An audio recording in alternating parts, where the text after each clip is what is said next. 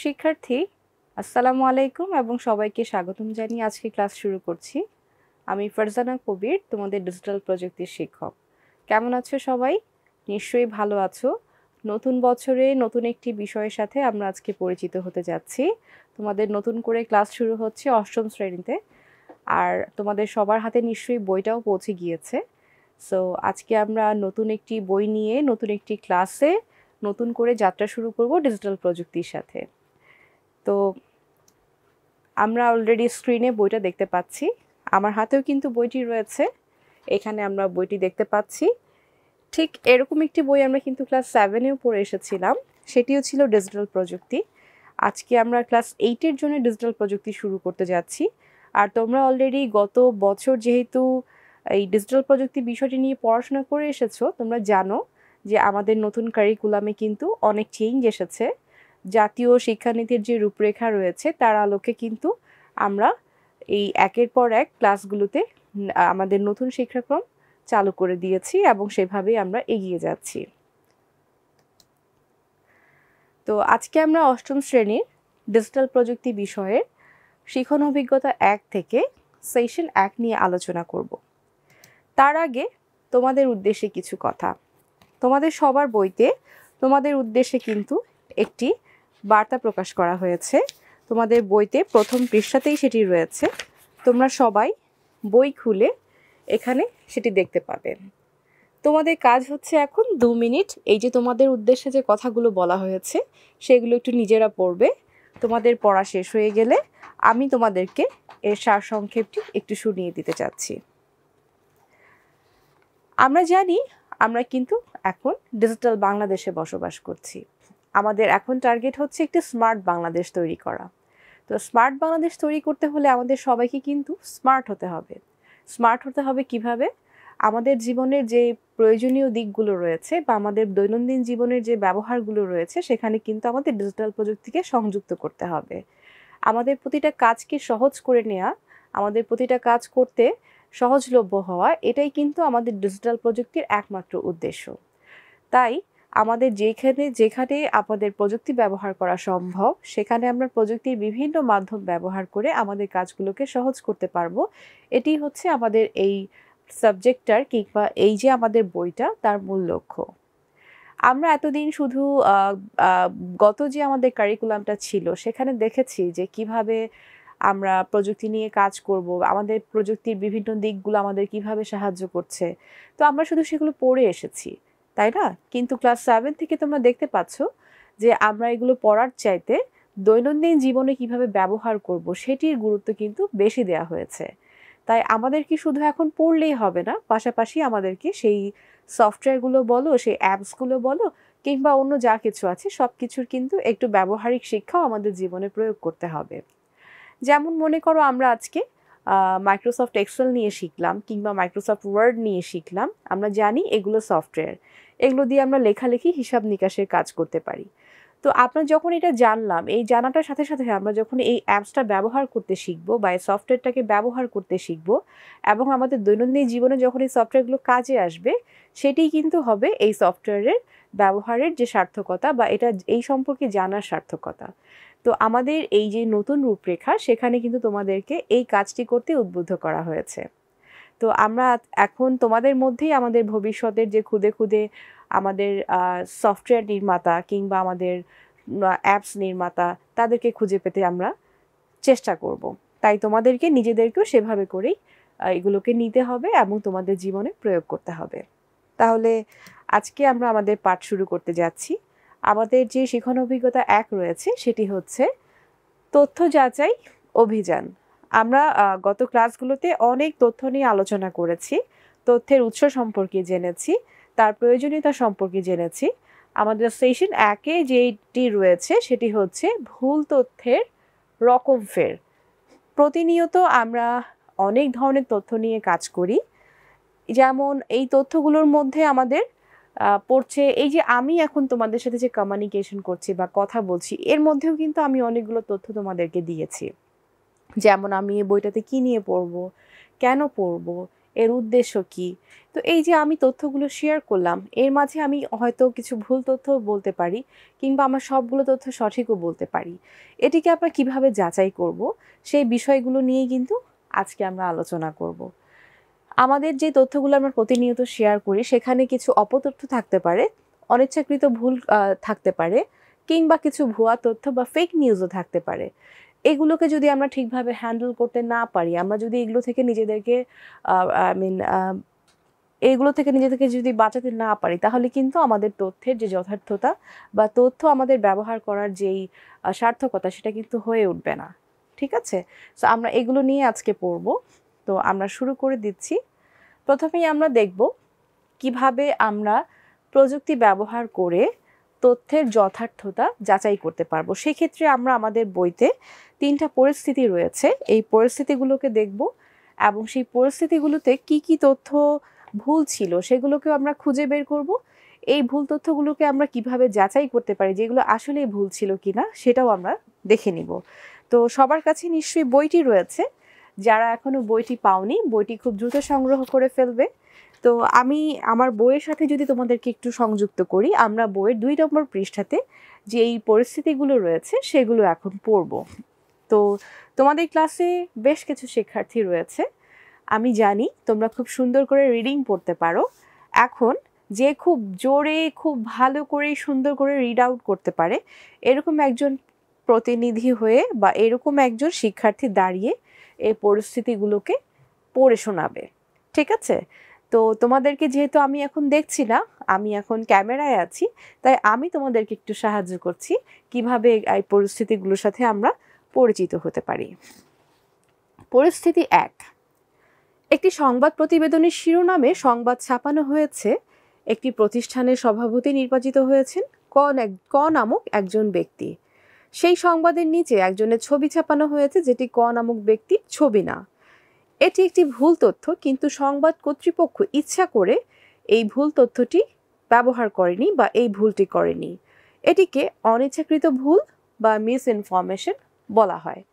তাহলে আমরা বুঝলাম যে আমাদের পত্রিকার শিরোনামে যেই ব্যক্তি সম্পর্কে বা যে ব্যক্তিটি সভাপতি নির্বাচিত হয়েছিল তার নাম ছিল ক, কিন্তু তার নামের সাথে তার ছবির কোনো মিল ছিল না, এবং এই ছবিটি দেখা গেল তারা ইচ্ছাকৃতভাবে ভুলটি করেনি, এটা ছিল তাদের অনিচ্ছাকৃত ভুল।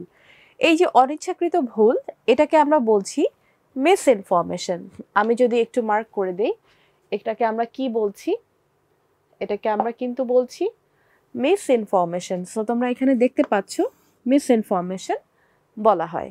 নিশ্চয়ই ব্যাপারটি তোমার কাছে ক্লিয়ার হয়েছে যে আমরা যে ভুলটি করছি সেটি কিন্তু ইচ্ছাকৃতভাবে করছি না, মানে অনিচ্ছাকৃত যে ভুল সেটি হচ্ছে আমাদের মিস ইনফরমেশন।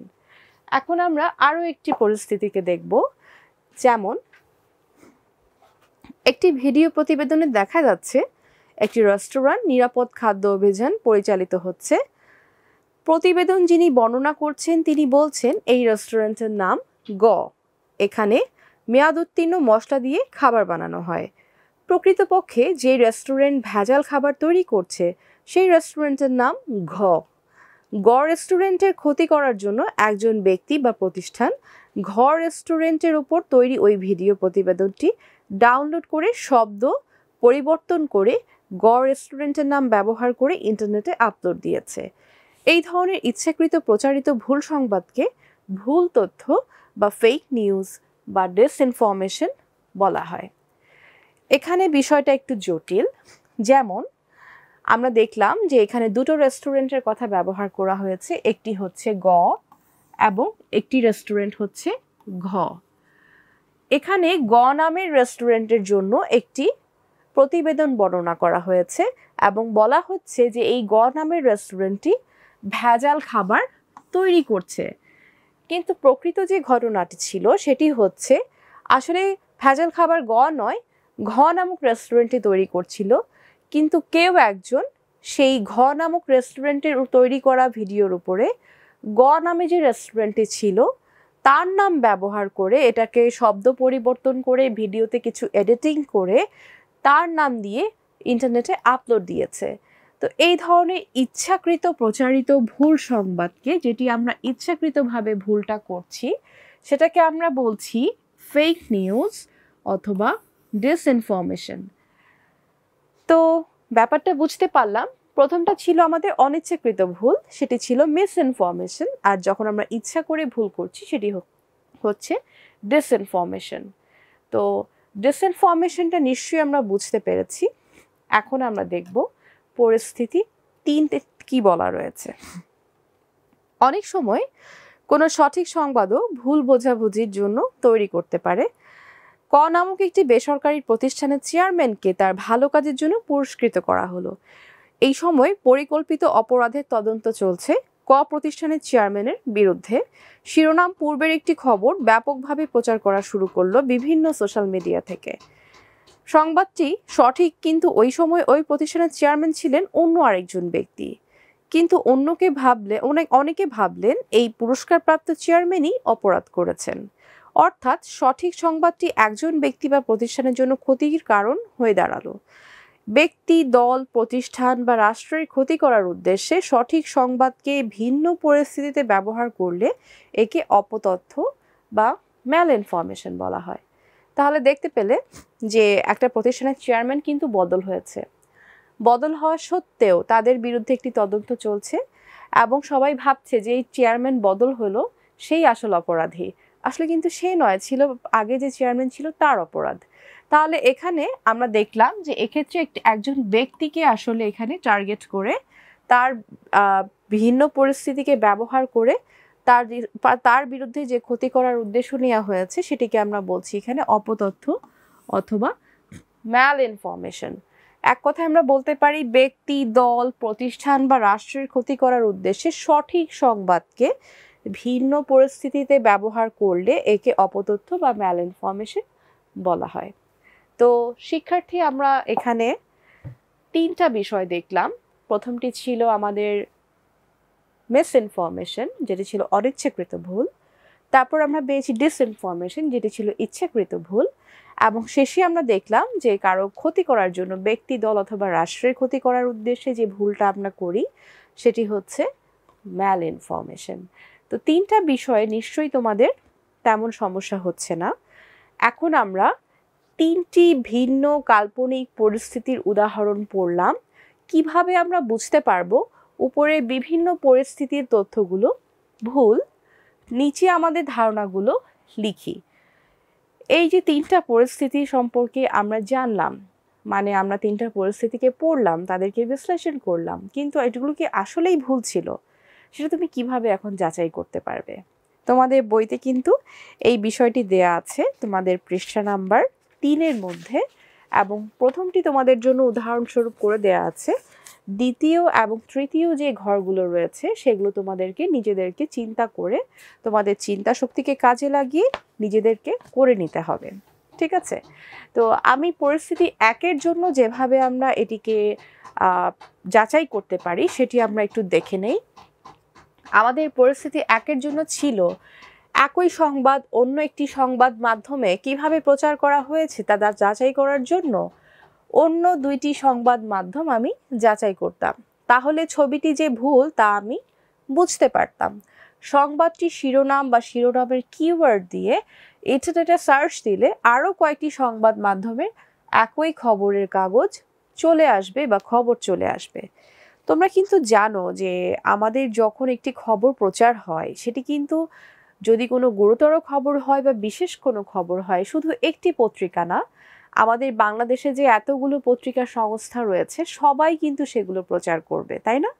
যেমন মনে করো আমরা যে নিউজটি দেখলাম সেটি আসলো আমাদের প্রথম আলোর পেজে। এখন প্রথম আলো কি বাংলাদেশের একমাত্র পত্রিকা? না, আমাদের আরও অনেকগুলো পত্রিকা রয়েছে। ভোরের কাগজ রয়েছে, দৈনন্দিন আমাদের যে আরও পত্রিকাগুলো রয়েছে, যেমন আমাদের যায় যায় দিন রয়েছে, কালবেলা রয়েছে। তো এই পত্রিকাগুলোতে নিশ্চয়ই সেই খবরগুলো ছাপা হবে। তো আমরা প্রত্যেকটা পত্রিকাতে এই খবরটির সাথে যে ছবিটি রয়েছে, যে ব্যক্তির ছবিটি রয়েছে সেটিকে আমরা ম্যাচ করতে পারি। যদি সবগুলো পত্রিকাতেই একই ব্যক্তির ছবি আসে তাহলে আমরা বলতে পারি যে হ্যাঁ, সেই ছবিটা যেহেতু সবাই একই ছবি ব্যবহার করেছে, আসলে এটিই সেই ব্যক্তি। আমরা কিছুটা অনুমান করতে পারি। এখন আমার কথা হচ্ছে, তোমরা নিশ্চয়ই বলতে পারো যে আমি এতগুলো পত্রিকা কিভাবে সংগ্রহ করব। আমরা জানি আমাদের যখনই এখন বিপদে পড়ি আমরা বা আমাদের কোনো তথ্যের দরকার হয় আমাদের কাছে কিন্তু গুগল রয়েছে, আমাদের কাছে সার্চ ইঞ্জিন রয়েছে, Mozilla Firefox, Google Chrome, internet explorer, safari, তারপর রয়েছে অপেরা, এরপরে রয়েছে আরও অনেকগুলো। তো সেগুলো হচ্ছে সার্চ ইঞ্জিন নাকি আমাদের ওয়েব ব্রাউজার, তোমরা কি জানো? সেগুলো কিন্তু আমরা ছোট ক্লাসে পড়ে এসেছিলাম। এগুলো হচ্ছে আসলে ওয়েব ব্রাউজার। এইসব ব্রাউজারগুলোকে ব্যবহার করে আমরা যখন গুগল, ইয়াহু, বিং এগুলোতে সার্চ করছি সেগুলোতে আমরা সার্চ ইঞ্জিন নামে পরিচিত করছি। আমরা কিছুক্ষণ পরেই এটা প্র্যাকটিক্যাল একটা এক্সাম্পল দিয়ে দেখব। সো আমরা কিন্তু এখন ইন্টারনেটে সার্চ ইঞ্জিনের মাধ্যমে আমাদের প্রয়োজনীয় তথ্য সব কিছুই সার্চ করে দেখতে পারি। তো তোমাদের পত্রিকা যদি পেতে সমস্যা হয় তোমরা কিন্তু ইন্টারনেটের পত্রিকাগুলোকে যে আমাদের প্ল্যাটফর্ম রয়েছে প্ল্যাটফর্ম, ইলেকট্রনিক পত্রিকা, সেখান থেকেই কিন্তু তোমরা সবগুলো পত্রিকাকে পেয়ে যেতে পারো এবং সেখান থেকে খবরগুলোকে মিলিয়েও নিতে পারো। তো আমরা দেখলাম এটা একটা পদ্ধতি হতে পারে। আর কি হতে পারে? তোমার মাথায় আর কি কাজ করছে? তুমি একটু চিন্তা করো।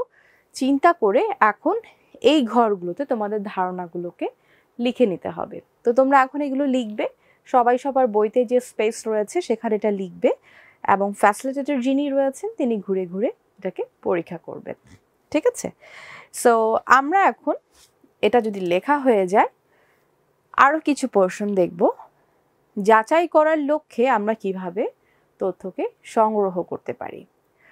তোমরা কিন্তু অলরেডি এখানে স্ক্রিনে দেখতে পাচ্ছ আমি একটা এখানে উইন্ডো শো করছি, যেখান থেকে তোমরা বুঝে নিয়েছো যে আমরা এখন কোথায় যাব।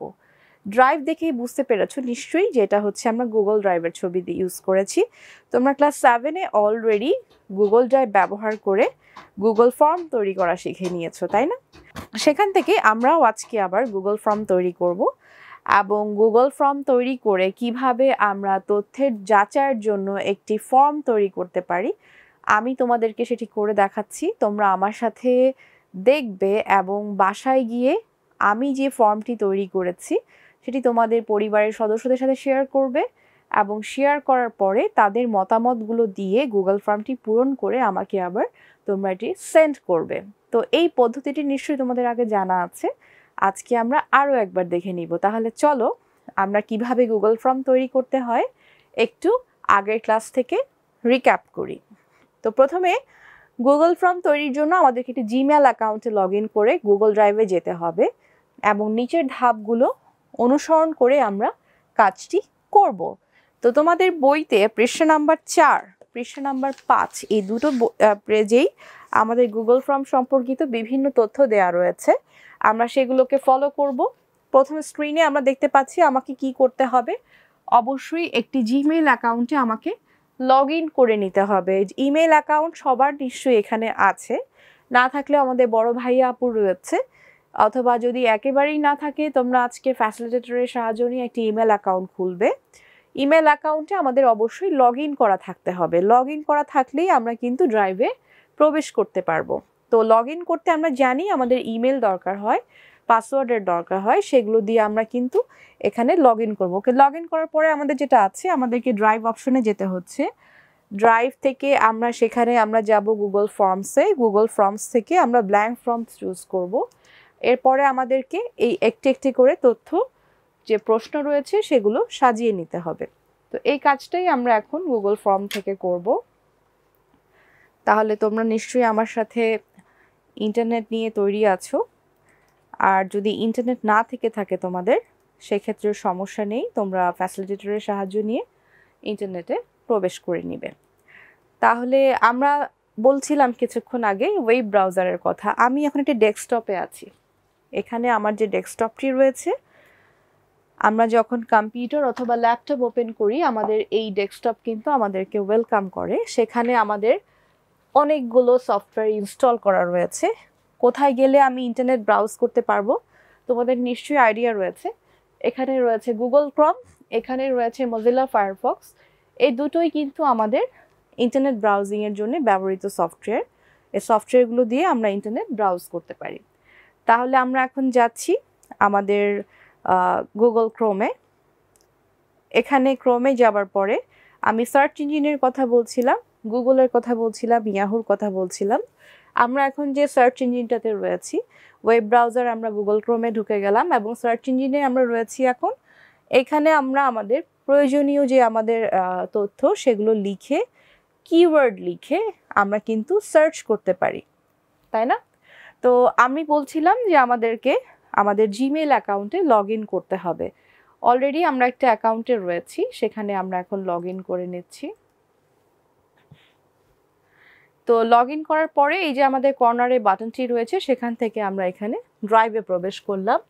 ড্রাইভে প্রবেশ করার পরে যেটি ছিল সেখানে হচ্ছে আমাদেরকে নিউতে যেতে হচ্ছে। নিউ থেকে আমরা এখানে যাব হচ্ছে গুগল ফর্ম। দেখো, নিউ থেকে আমরা গুগল ফর্মে চলে আসলাম। এখন আমরা গুগল ফর্ম থেকে এখানে আমরা আমাদের ফর্মটা যেটি হবে সেটার জন্য একটা নাম দিব। যেমন এখানে রয়েছে, কি রয়েছে এখানে, কোনো তথ্য নিয়ে বিভ্রান্তি হলে আমাদের জানান। তো আমরা এটা এখানে লিখব। আমাদের বাংলা সফটওয়্যার দরকার, বা মানে যা দিয়ে আমরা বাংলা লিখতে পারবো, এরকম একটা আমাদের সফটওয়্যারের প্রয়োজন। সেক্ষেত্রে আমাদেরকে অভ্র সাহায্য করবে।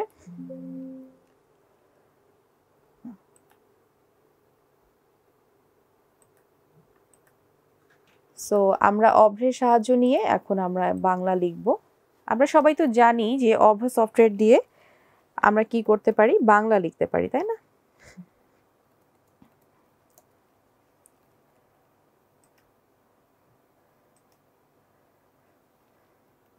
দেখো, আমি যখন ইংলিশে লিখছি সেটা কিন্তু আমাকে এখানে বাংলায় শো করছে এবং আমাকে স্পেলিং শো করছে যে এটি কারেক্ট স্পেলিং।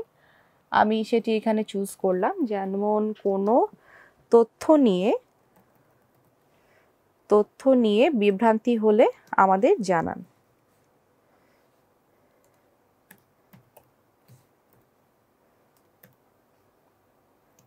বিভ্রান্তি হলে আমাদের জানান। তো এই যে আমরা এই গুগল ফর্মের একটা নাম দিলাম যে কোনো তথ্য বিভ্রান্তি হলে আমাদের জানান, এটি কিন্তু তোমাদের বইতেও রয়েছে। আমি এই নামটিকেই ব্যবহার করেছি। এখন আমার নিচে দেখো কি আছে, আনটাইটেল কোয়েশ্চেন। আমাকে এখানে এখন কোয়েশ্চেন ক্রিয়েট করতে হবে, কোয়েশ্চেন তৈরি করব। এখানে আমার অপশন রয়েছে। আনটাইটেল কোয়েশ্চেনের মধ্যে আমি এখন কি কোয়েশ্চেন চাচ্ছি সেটিকে আমাকে সেট করতে হবে। আমি যেই বিষয়গুলো নিয়ে কোয়েশ্চেন করব সেই বিষয় তথ্যগুলো এখন লিখব।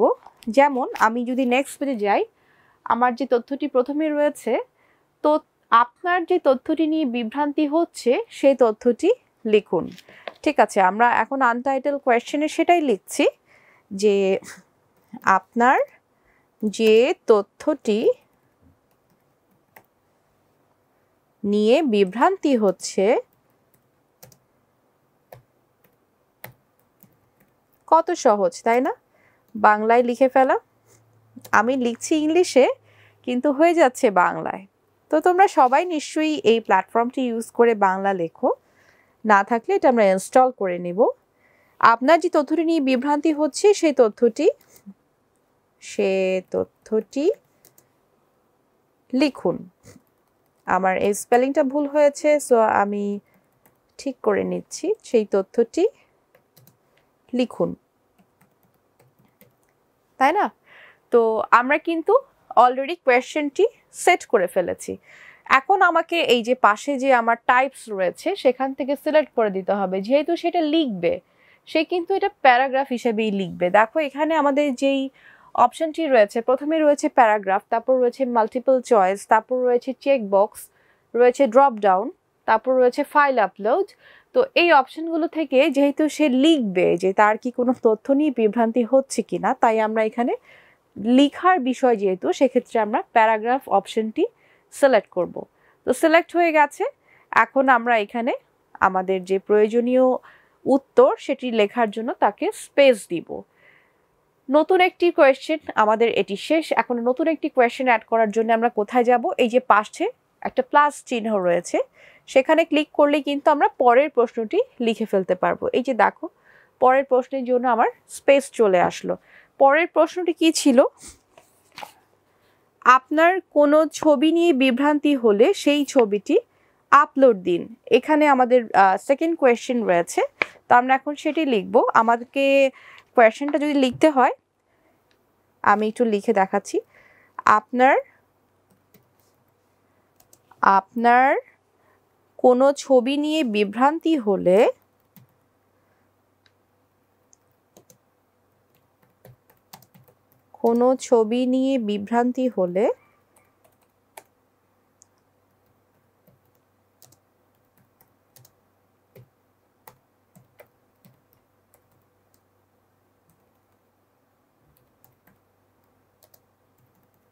আপনার কোনো ছবি নিয়ে বিভ্রান্তি হলে সেই ছবিটি আপলোড করুন। সেই ছবিটি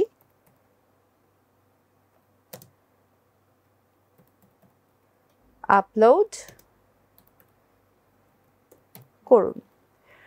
তো এখন যে প্রশ্নটি রয়েছে সেটি যদি আমরা একটু খেয়াল করি, আমরা কিন্তু তাকে কি বলছি, একটি ছবি আপলোড করতে বলছি। যখন আমাদের কোনো প্ল্যাটফর্মে ছবি আপলোড করতে বলা হয় সেক্ষেত্রে কিন্তু আমাদেরকে লিখতে হচ্ছে না, আমরা একটি ফাইলকে আমাদের কম্পিউটার থেকে আপলোড করব আর নয়তো ইন্টারনেট থেকে আপলোড করব। তো কম্পিউটার থেকেই বেসিক্যালি আমরা আপলোড করে থাকি, ছবিটি আমাদের কম্পিউটারের ভেতরে জমা থাকে, সেখান থেকে আমরা ছবিটিকে আপলোড করি। তো সেই ক্ষেত্রে আমার এখন অপশন কিন্তু চেঞ্জ হবে। অপশনের ক্ষেত্রে আমি চেঞ্জ করে এটার জন্য যে অপশনটা আমাকে সিলেক্ট করতে হবে সেটি হচ্ছে ফাইল আপলোড। যেহেতু আমি এটার জন্য একটা ছবি আপলোড করব, তাই আমরা এখানে ফাইল আপলোড অপশনটি দিলাম। এবং এখানে কি বলা হচ্ছে, file will be uploaded to the form owner's Google Drive. Respondents will be required to sign in to Google when file upload questions are added to a form. Make sure to only share this form with people you trust. So আমরা জানতে পারলাম যে এখন এটা আমাদের Google form থেকে আমরা একটি ছবি আপলোড করতে পারবো। আমি কন্টিনিউ দিয়ে দিলাম। দেখো আমার কিন্তু অলরেডি ফাইল আপলোড অপশনটি যুক্ত হয়ে গেছে। এই যে এখানে যদি কেউ ক্লিক করে তাহলেই কিন্তু এটি তাকে ড্রাইভে নিয়ে যাবে এবং সেখান থেকে তাকে আপলোড করার অপশন দিয়ে দিবে। ঠিক আছে, এখানে যদি আমি ব্রাউজ দিই তাহলে আমি কিন্তু আমার কম্পিউটারের ভেতর থেকে যেখানে আমার ছবিটি থাকুক সেখান থেকে আমি এটাকে আপলোড করতে পারবো। তো ছবিটিকে আমরা আগে কম্পিউটারে সিলেক্ট করে নিব, সেভ করে নিব, তারপর আমরা ফাইল আপলোড করব। তাহলে আমরা এখানে কিছু অপশন সেট করতে পারি, যেমন আমি মিনিমাম কয়টা ছবি দিব, 5টা, 1টা নাকি 10টা। আমি এখানে 5টা দিয়ে রাখলাম, কারণ কেউ কেউ হয়তো অনেকগুলো ছবি নিয়ে বিভ্রান্তিও তৈরি হতে পারে, এমন না একটা ছবি নিয়েই তার বিভ্রান্তি হয়েছে, বেশ কিছু ছবি নিয়ে সে বিভ্রান্তিতে পড়তে পারে। সেক্ষেত্রে আমি ম্যাক্সিমাম 5 দিয়ে রাখলাম। আর এখানে আমি সাইজটাকেও মেনশন করতে পারি, কত এমবি মানে কি মেগাবাইট। আমরা জানি যে কম্পিউটারের প্রত্যেকটা ফাইলের একটি সাইজ রয়েছে, একটি জায়গা রয়েছে যা দিয়ে সে আমার কম্পিউটারের ভেতরে জায়গাটি দখল করে আছে। এটিকে আমরা কিলোবাইট, মেগাবাইট, গিগাবাইট, টেরাবাইট এগুলো দিয়ে নির্ধারণ করে থাকি। তো এখানে আমরা মেগাবাইটে ইউনিটটা কাউন্ট করছি, সর্বোচ্চ কত মেগাবাইট বা কত গিগাবাইট পর্যন্ত ছবি সে এখানে আপলোড করতে পারবে। ছবির সাইজ অনেক সময় খুব ভালো হয়, খুব খারাপও হয়। ছবির সাইজ যত ভালো হবে তার জন্যে আমার কিন্তু জায়গার পরিমাণ তত বেশি বাড়বে, তাই না, তত বেশি এমবি হবে। তো সেই ক্ষেত্রে আমি এখানে 100 এমবি করে দিতে পারি, যে ছবির কোয়ালিটি ভালো অথবা খারাপ এর উপর ডিপেন্ড করে আমি তার জন্য জায়গাটুকুকে সিলেক্ট করে দিতে পারি। তো এখন এইভাবে আমরা ছবির কয়টা ছবি আপলোড করবে সেটাও আমরা এখানে নির্ধারণ করলাম, কতটুকু জায়গা সে নিবে সেটাও আমরা নির্ধারণ করলাম। তো এই কোয়েশ্চেনটি আমাদের হয়ে গেছে। আমরা নেক্সট কোয়েশ্চেনে যাই। অ্যাগেইন আমরা যাচ্ছি অ্যাড কোয়েশ্চেন। তো এখন আমরা তৃতীয় প্রশ্নে যাচ্ছি। তৃতীয় প্রশ্নটি কিন্তু তোমাদের পৃষ্ঠা নাম্বার 6তে রয়েছে, সেটি হচ্ছে আপনি কোন মাধ্যমে সংবাদটি পেয়েছেন। তো এখানে আমরা দেখতে পাচ্ছি মাধ্যম যখন আমরা বলছি বেশ কিছু মাধ্যমের নাম কিন্তু এখানে দেয়া রয়েছে। তো সেক্ষেত্রে আবার আমাদের কিন্তু ফাইলের অপশনগুলোকে চেঞ্জ করতে হবে। সো সেক্ষেত্রে আমি সেকেন্ড কোয়েশ্চেনটা আগে লিখে নিচ্ছি, আপনি কোন মাধ্যমে সংবাদটি পেয়েছেন। আপনি কোন মাধ্যমে সংবাদটি পেয়েছেন। সো আমরা কিন্তু এখানে তৃতীয় কোয়েশ্চেনটি সেট করলাম। এখন আমাকে কি করতে হবে, এখান থেকে মাল্টিপল চয়েস আমি যদি সিলেক্ট করি তাহলে আমাকে অনেকগুলো অপশন দেখাবে, সেখান থেকে আমি একটা অপশনে সার্কেল করে সিলেক্ট করতে পারবো। সো সেক্ষেত্রে আমি মাল্টিপল চয়েস অপশন নিচ্ছি। এখানে এখন চলে আসলো অপশন 1, অপশন 1, অপশন 2, এইভাবে আমরা কিন্তু এখন অপশনগুলো সেট করতে পারবো। তো প্রথম অপশনটা আমরা নিলাম সংবাদপত্রে। তো প্রথম অপশনটা আমি নিচ্ছি সংবাদপত্রে। সো আমরা এখন সেকেন্ড অপশনে যাচ্ছি, সেটি ছিল টেলিভিশন। ঠিক আছে, আমরা কারেক্ট অ্যান্সারটি নিলাম এখান থেকে। আমাদের আরও কিছু অপশন রয়েছে, আমরা তাহলে আবার একটি অপশন অ্যাড করব। সো এখানে অ্যাড আদার দিলেই আমাদের আরও একটি অপশন চুজের ব্যবস্থা চলে আসবে। সেখানে আমরা লিখছি অনলাইন নিউজ পোর্টাল, কিংবা আমরা লিখলাম অন্যান্য বা কোনো ব্যক্তির কাছ থেকে সরাসরি, আমরা অনলাইন নিউজ পোর্টালটা লিখি অনলাইন।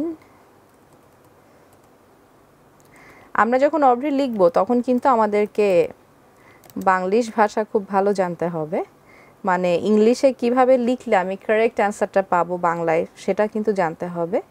অনলাইন নিউজ পোর্টাল, ঠিক আছে। সো আমরা তিনটা অপশন এখানে অ্যাড করলাম। ওকে, একটা ছিল সংবাদপত্র, একটি ছিল টেলিভিশন, আর একটা ছিল অনলাইন নিউজ পোর্টাল। ওকে, সো আমরা এখন আমাদের এই উত্তরটি দেখে নেই যে কিভাবে এটি আসলো। দেখো এখানে আমার কিন্তু বিভিন্ন অপশন যুক্ত হয়েছে। তো এভাবে করে আমরা এই প্রশ্নগুলো সেট করে একটি গুগল ফর্ম কিন্তু ক্রিয়েট করে নিতে পারি। আর গুগল ফর্মটা যখন আমার ক্রিয়েট হয়ে যাবে, এই কোয়েশ্চেনটা যখন আমি তৈরি করব, এটাকে এখন আমি কি করব, এখন আমার এটাকে আমি শেয়ার করতে পারি, সেন্ড করতে পারি, প্রিন্ট করতে পারি। আমার কাছে কিন্তু অনেকগুলো অপশন রয়েছে। তো আমি যখন এটা ক্রিয়েট করলাম তখন এটা আমি এটাও দেখতে পারি যে প্রিভিউতে এটা এখন আসলে কেমন দেখাচ্ছে, তাই না? এই যে দেখো প্রিভিউতে কিন্তু এটি সুন্দর করে চলে আসছে, আমরা কিন্তু প্রিভিউতে দেখতে পাচ্ছি। আমি এখন যে ইমেলে আছি সেটাতে আছি, সেখান থেকে কেউ সুইচ করতে চাইলে সেটাও করা যাবে। তো এই যে সব কিছু যখন শেষ হয়ে যাবে, আমার যখন অ্যান্সারগুলো দেওয়া হবে, অ্যান্সারগুলো লেখা হয়ে গেলে আমি কিন্তু এখানে সেন্ড বাটনে বা সাবমিট বাটনে ক্লিক করতে পারবো, তাই না? তাহলে আমার ফর্মের সার্ভেটা চলে যাবে। তো আমি যখন এই ফর্মে কোয়েশ্চেন মেক করলাম, আমি এটাও দেখতে পারবো যে আমার এই উত্তরটা কতজন দিয়েছে, কতজন আমার এই উত্তরগুলোকে নিয়ে এখানে অ্যাটেন্ড করেছে, সেটা আমি রেসপন্সে গিয়ে দেখতে পারবো। আমি চাইলে এখানে সেটিংসে গিয়ে এর জন্য কিছু অপশন সেট করতে পারবো, ঠিক আছে? তো এগুলো তোমরা ছোট ক্লাস 7-এ দেখেছো। সো আমি আর এগুলো নিয়ে বলছি না। এখন আমি যেটা করব, এই ফর্মের যে লিঙ্কটা রয়েছে সেই লিঙ্কটা কিন্তু আমি তোমাদের সাথে একটি গ্রুপ তৈরি করব, অথবা তোমাদের ফ্যাসিলিটেটর তোমাদের সাথে একটি গ্রুপ তৈরি করবে। সেই গ্রুপে হোয়াটসঅ্যাপ গ্রুপ হতে পারে, মেসেঞ্জার গ্রুপ হতে পারে, হোয়াটসঅ্যাপ হলেই ভালো হয়। তোমরা অলরেডি জানো কিভাবে হোয়াটসঅ্যাপ ভাইবারে গ্রুপ খুলতে হয়, নিশ্চয়ই জানা আছে। সেই হোয়াটসঅ্যাপে আমি এই গুগল লিঙ্কটা দিয়ে দিব, তোমাদের ক্লাস সেকশনের সাথে যেই লিঙ্ক রয়েছে, তোমাদের যে ফ্যাসিলিটেটর আছেন তার সাথে তোমাদের একটি গ্রুপ থাকবে, সেখানে তিনি হয়তো এই গুগল ফর্মের লিঙ্কটা দিয়ে দিবে। তুমি বাসায় গিয়ে সেই লিঙ্কে ক্লিক করলেই কিন্তু তোমাদের ফর্মটা চলে আসবে, এবং সেখানে তোমাদেরকে এই প্রশ্নের উত্তরগুলো দিতে হবে। তো এটি তোমাদের প্রত্যেকের জন্যই বাধ্যতামূলক, তোমরা এই ফর্মটি ফিল আপ করবে। যে প্রশ্নগুলো সেট করে দেয়া হবে সেই প্রশ্নের উত্তরগুলো তোমাদেরকে কিন্তু ফিল আপ করে আবার তোমাদের ফ্যাসিলিটেটর যিনি আছেন তাকে সেন্ড করতে হবে। সেন্ডটা কিন্তু তোমরা ওই যে গুগল ফর্মের নিচে যে সেন্ড বাটন ছিল সেখানে তোমরা কিন্তু ক্লিক করলেই এটি সেন্ড হয়ে যাবে, তাই না? সো তোমরা কিন্তু জানো যে এই যে ফর্মটা আমরা ফিল আপ করার পরে এখানে সাবমিট বাটনে ক্লিক করলেই আমার উত্তরটা কিন্তু চলে আসবে। তো যেখানে অ্যাডমিন রয়েছে সে কিন্তু রেসপন্স অপশনে গিয়ে সেটা দেখতে পাবে। তো শিক্ষার্থী, আমরা দেখলাম যে কিভাবে ইন্টারনেট ব্রাউজ করে আমরা গুগল ফর্ম নিয়ে কাজ করলাম। এখন আমরা আবার আমাদের পড়ায় চলে যাচ্ছি। গুগল ফর্ম তৈরি হয়ে গেলে আমরা ফর্ম লিঙ্কটি ফর্মের ডান কোনায় থাকা সেন্ড বাটনে ক্লিক করে আমাদের পরিচিত জনদের ইমেলের ঠিকানায় পাঠাবো এবং নির্দিষ্ট সময়ের মধ্যে উপযুক্ত তথ্য সহ সাবমিট করতে বলবো। এক্ষেত্রে 1 থেকে 2 সপ্তাহ সময় দেওয়া যেতে পারে। আজকের সেশনটি আমরা কেমন বুঝলাম সেটি কিন্তু আসলে তোমাদের গুগল ফর্মটা তৈরি করা, এবং তোমাদের এটা ভালোভাবে এই যে সাবমিট করা এগুলোর উপরে কিন্তু নির্ভর করবে। আমি আশা করব যে তোমরা এটা প্র্যাকটিস করবে, বাসায় নিজেরা ফর্ম বানাবে এবং আমাদের থেকে যে ফর্মটি তোমাদেরকে পাঠানো হবে সেটিও তোমরা সুন্দর করে ফিল আপ করে সেন্ড করে নিবে। তো আজকে ক্লাসে একদম শেষে চলে আসলাম। আমাদের এখন একটি নীতিবিধানের শিক্ষণীয় বিষয় রয়েছে, যেটি হচ্ছে সমবেদনা। সমবেদনা হলো এমন একটি অনুভূতি যা অন্যের দুঃখ কষ্টকে উপলব্ধি করতে ও সাহায্য করতে অনুপ্রাণিত করে। আমরা যখন কারো বিপদ দেখছি বা কাউকে যদি কোনো আমরা হেল্প দরকার হয়, যখন যে ক্ষেত্রে আমাদের হেল্পের প্রয়োজন হবে সেক্ষেত্রে আমরা অবশ্যই তার জন্য এগিয়ে যাব এবং আমাদের যথাসম্ভব আমরা তাকে সাহায্য করব এবং তার প্রতি আমাদেরকে সমবেদনার দৃষ্টি নিয়ে আমাদেরকে সবসময় তাদেরকে দেখতে হবে। সো শিক্ষার্থী, তোমরা ভালো থাকবে, সুস্থ থাকবে। আগামী ক্লাসের জন্য আজকে স্বাগত জানিয়ে আমি এখানেই শেষ করছি। আল্লাহ হাফেজ।